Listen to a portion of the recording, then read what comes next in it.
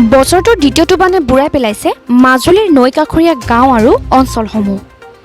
4 কোটিৰো অধিক প্লাবিত গাঁৱৰ অযুত জনগণে আশ্ৰয় গ্ৰহণৰ বাবে বাছি লৈছে ওখ ঠাই আৰু মথাউৰিসমূহ। এফালে কৰোনা, আনফালে বানৰ ধ্বংসলীলাত দিক বিদিক হেৰুৱাই সৰ্বশান্ত হৈ পৰিছে মাজুলীবাসী।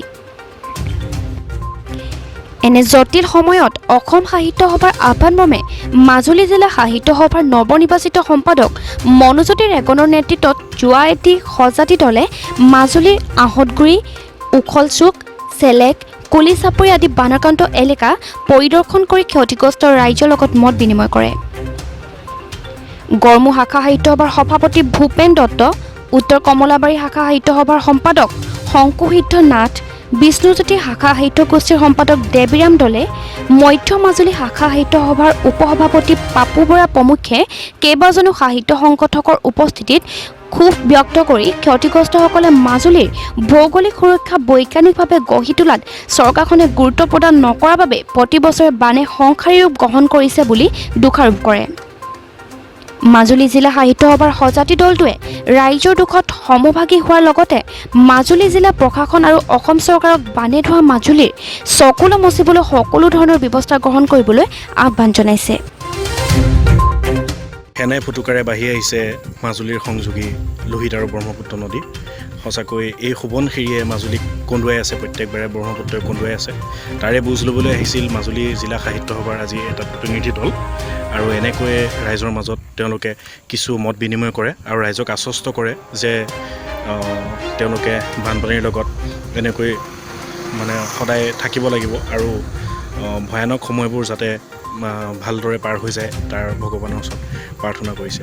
এয়া আমাৰ মাজত আছে গড়মূৰ শাখা সাহিত্য সভাৰ সভাপতি, তেখেতক জনাবলৈ বিচাৰিলোঁ, আজি সুধিবলৈ বিচাৰিছোঁ, আজি আপুনি বহুকেইটা ঠাইত গ'ল, কৰতিপাৰকে আৰম্ভ কৰিছোঁ, গোটেই মাজুলীৰ বিভিন্ন পৰিৱেশ আপুনি চালে, বৰ্তমান সময়ত আপোনাৰ অনুভৱ কি বাৰু?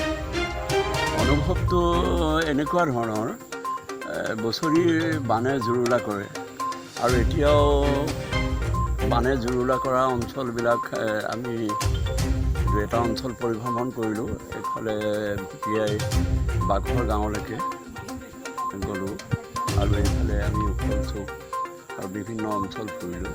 প্ৰায় বহুখিনি ৰাইজ প্ৰকৃততে বানাক্ৰান্ত হৈ বহুত দুৰ্ভোগ ভুগি আছে।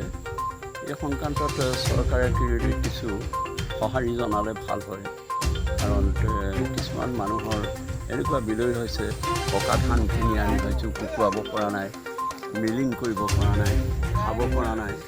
এইটো সময়ত যদি চৰকাৰে কিছু সাহায্য প্ৰদান কৰে নীতিগতভাৱে, তেতিয়াহ'লে জনসাধাৰণৰ কিছু উপকাৰ হ'ব বুলি ভাবোঁ।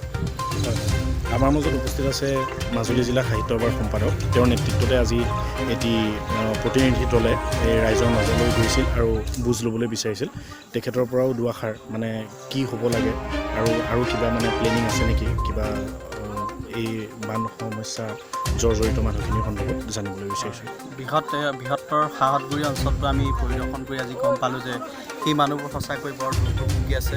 সেই মানুহখিনিক যথেষ্ট আমি এতিয়া এই সময়ত চৰকাৰে কিছু কৰিবলগীয়া আছে বুলি মই ভাবোঁ। সেই মানুহখিনিৰ যিটো অৱস্থা, সেই অৱস্থাখিনি যদি নিজে পৰ্যবেক্ষণ কৰিবলৈ যায় তেতিয়া দেখিব যে সেই মানুহখিনি কেনেকৈ ককবকাই আছে। সেই ককবকাই থকা মানুহখিনিক আমি যদি খোৱাৰ বাবে যদি অলপ অন্নদান কৰোঁ বা বিভিন্ন ক্ষেত্ৰতে ইয়াৰ পিছতে হ'ব, বাৰিষা গুচি যাব, তেতিয়া আকৌ বিভিন্ন ধৰণৰ বেমাৰ আজাৰ সৃষ্টি হ'ব। এতিয়া ক'ভিড কৰোণাতংকৰ সময়, সেই কৰোণাতংকৰ সময়তো সেইটো এটা ভয় লগা এটা পৰিৱেশ, সেই পৰিৱেশটোৰ পৰাও বাচিব লাগিব। এই মানুহখিনি আমি বাচিবৰ কাৰণে আমি বিভিন্ন ধৰণৰ মেডিকেল কেম্প পাতিব লাগিব। মানুহখিনি সকাহ দিবৰ কাৰণে কেতিয়াবা জ্বৰ হৈ যাব পাৰে, সেইখিনিৰ কাৰণেও আমি সেই মানুহখিনিক যদি চৰকাৰে উচিত ব্যৱস্থা গ্ৰহণ কৰি যদি মেডিকেল কেম্পৰ ব্যৱস্থা কৰে, সেইখিনি কৰিলে নিশ্চয়কৈ সেই মানুহখিনি অলপ সকাহ পাব বুলি মই ভাবোঁ।